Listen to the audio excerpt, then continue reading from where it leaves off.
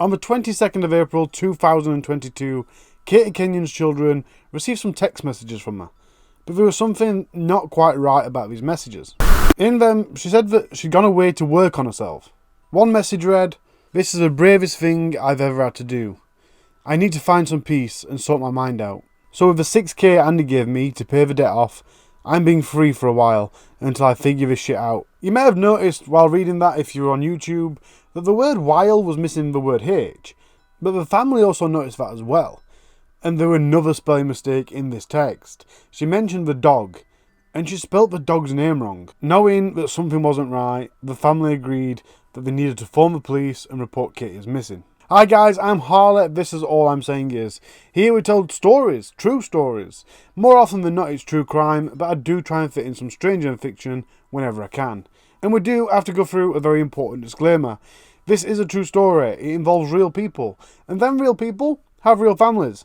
So although I do want you to comment and I do want you to share, please be a bit sensitive as you do so. In response to the missing persons report, the police launched a major investigation to find her. Meanwhile, her sister and her sister's boyfriend made their way to Andew Burfield's house. Katie and Andrew had been in this on and off relationship since 2019, and the family knew that she was scared of him. At one point, she sent him a message that read, "I'm paranoid to death, he's going to do something. Couldn't sleep all night," and then 4 kisses. But when the family got to Andrew's house, instead of him being concerned and sharing their feelings basically, he did the complete opposite. He tried to lock them out, and he even phoned the police and told them that he was being threatened and a man was trying to break into his house. The next day, on the 23rd of April 2022, at 26 minutes past 6 in the morning, Katie's sister messaged Andrew, and here's what she said. "Andy, I think you know a hell of a lot more than you're letting on. I have read over the messages Katie sent to her kids, and she doesn't even spell like that, or speak like that, which is what the kids have also said. Katie knows how to spell, and mentioned about you having dyslexia. What makes sense to the spelling? You sent them texts, you know where Katie is. The police will trace where she was from the last message sent. Doesn't add up how she would drop her car, her keys, her bank card at yours, but no phone and none of the other bank cards. It's about time you came forward and started telling some truth." Later that day, police officers returned to Andrew's house, and while they were there, they noticed the log burner was on. Now, I looked at what temperatures it were on that day, the 23rd of April, and it turns out it was 16 degrees Celsius, so that's 60 degrees Fahrenheit, and then at the night it dropped to 10 degrees Celsius, which is 50 Fahrenheit. So to me, it's not really that suspicious that he had the fire burner on, log burner, whatever, but it does show that the police were really on point with this. They were really watching out to see what were happening.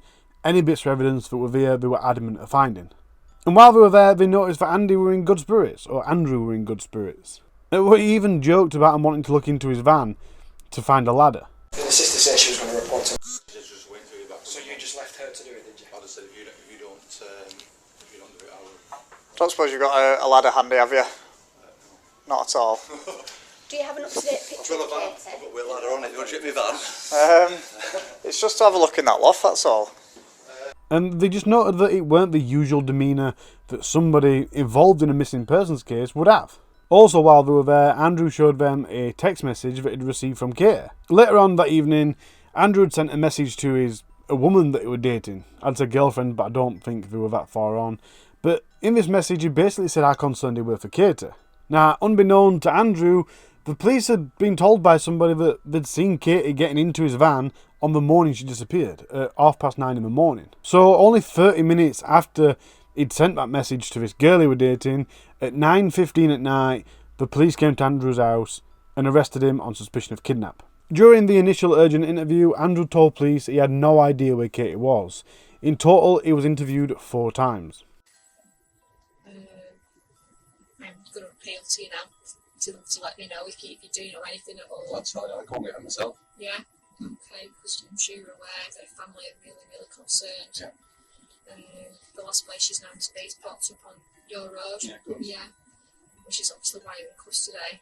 So it's reasonable for us to think that you may know where she is. Okay. Alright. So please, if you do know. I don't, honestly.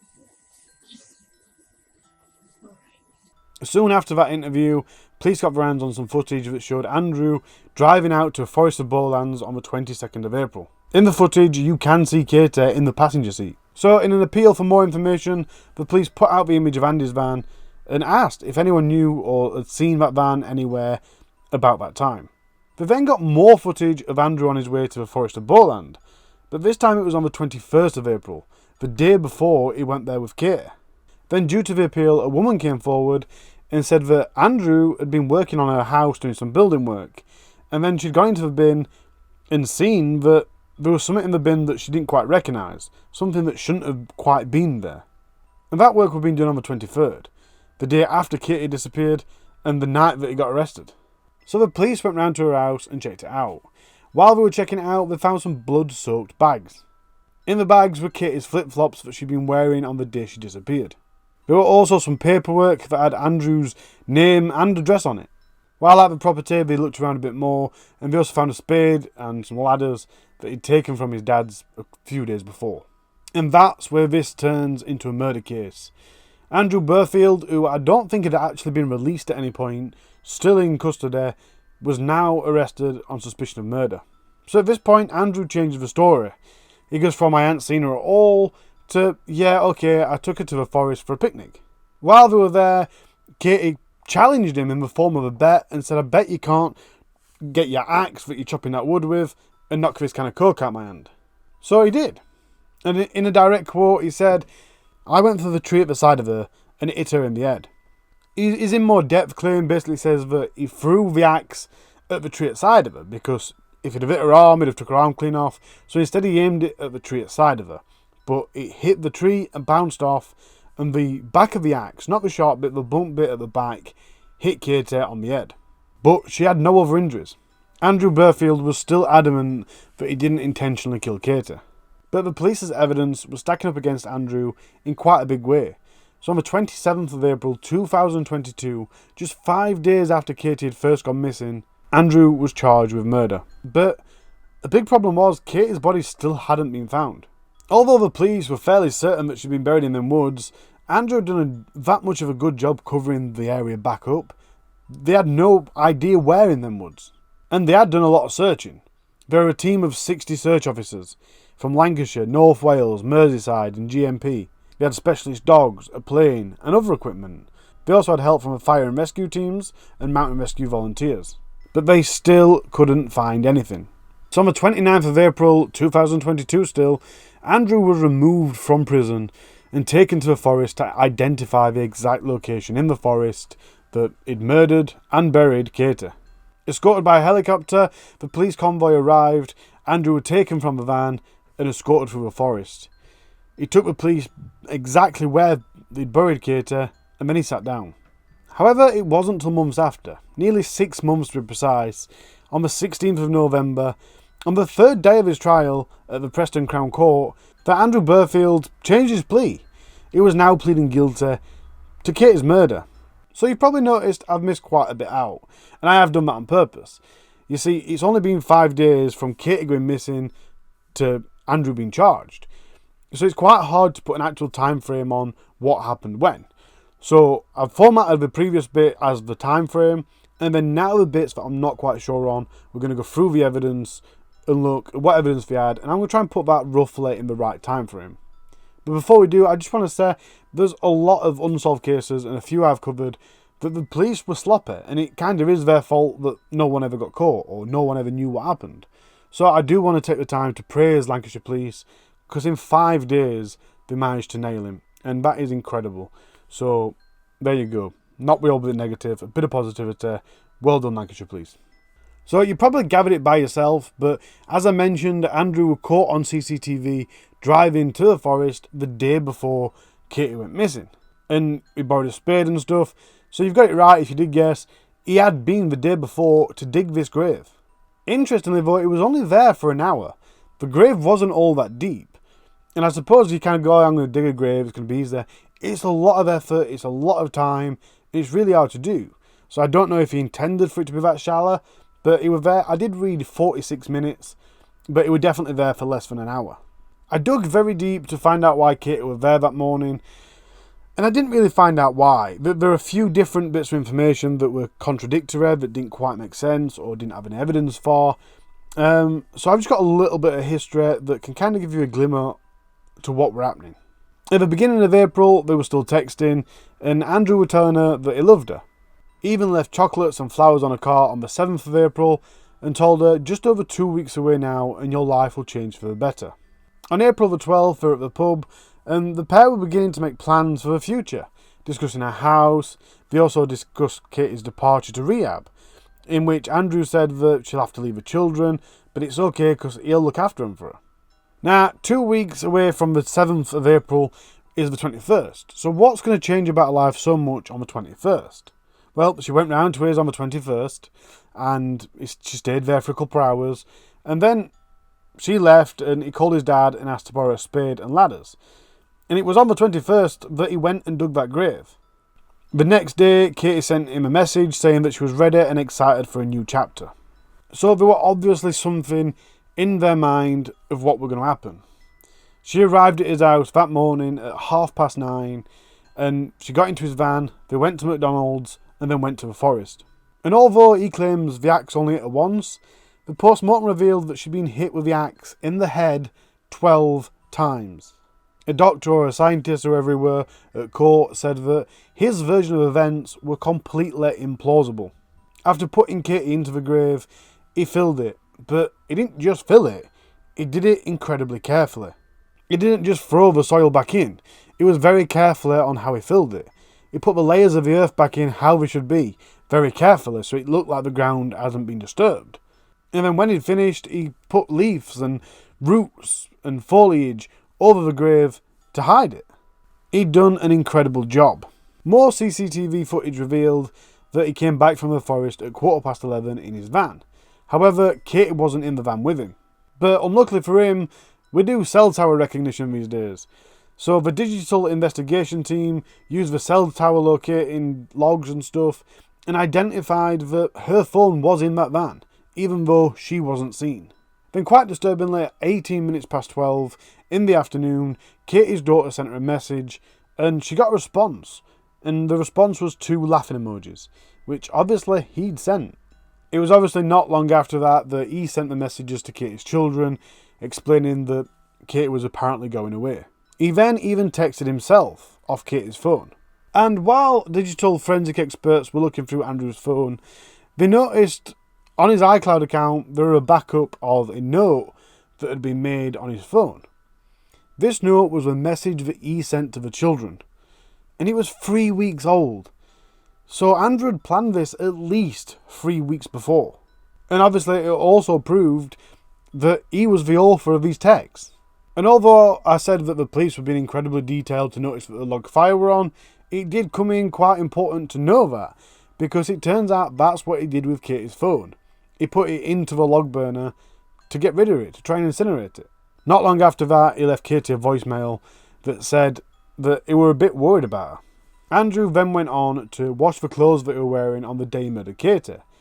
He didn't want the forensics finding any evidence. Unfortunately for him, forensics did find the evidence. They found it on the seal of the washing machine. It was Katie's blood. And forensics pinned him down again. At the location where he'd buried Katie, there were 2 different types of footprints, both of which belonged to Andy. And this proved that he'd been there twice, or at least on 2 occasions. On the 28th of April, the day after Andrew had been charged with Katie's murder, the police found the axe and the spade in his cellar at home. Andew Burfield was sentenced to life in prison, with a minimum of 32 years. The aggregating factors included a degree of planning, the severity of the injuries, the concealment of the body, attempts to disclose the evidence, cruel messages, and the confidence which Katie had in Andrew, which he nourished, controlled and manipulated. However, as we speak, the sentence is being reviewed for being unduly lenient. Now this obviously does fall under the category of domestic abuse. Although they weren't necessarily together at the time, they were still part of a thing. He had a different girlfriend. Let's not pick nicks. It's domestic abuse. And we have got a massive, massive domestic abuse problem. Not as a country, and I don't even think as a West. I think the entire world has got a domestic abuse problem. And I don't want to stand here and say we need to protect women, because women aren't just the victims. 20% of victims are male. What we need to do is protect each other. We need to see the signs. We need to understand the signs. A tweet from Lancashire Police reads, Katie's family have asked us to use today as an opportunity to educate the public. If you have concerns about somebody a family member or a friend is in a relationship with, you can make a domestic violence disclosure request under the Clare's law scheme. Now that scheme doesn't help everybody. It will help some people, and it will help us protect the people we love from people that have already had recent convictions or complaints. But let's just be right. Far too many cases go amiss because family see something or hear something or think something and never act on it. And I'm not saying every time you have a thought you are correct, act upon it. But let's just be a little bit closer. Let's be a little bit more concerned and a bit more caring. We can't, like I said, we can't accuse every single person of being domestically abusive. But if something doesn't seem right, say so. And again, my credit goes out to Lancashire Police and to Katie's family, because both of them acted so fast and so sharply. If it wasn't for how efficient they both was, there's a good chance that Andrew might never have been caught. For example, the bin. I don't know when the bin collection day had been, but had it been checked a week later, that bin collection might have gone out, and that evidence would have been gone, and it were vital. The CCTV a week or two later would have been overwritten. It's okay to be concerned, and it's okay to check up. One thing on this case I am very confused about, and that is the motive. I have no idea what his motive was. There was a lot of debt between her. She had a lot of debt. She was very worried about it. Apparently she had mental health issues as well. And obviously we talked about rehab. I don't know if that was for alcohol or if it was for mental health.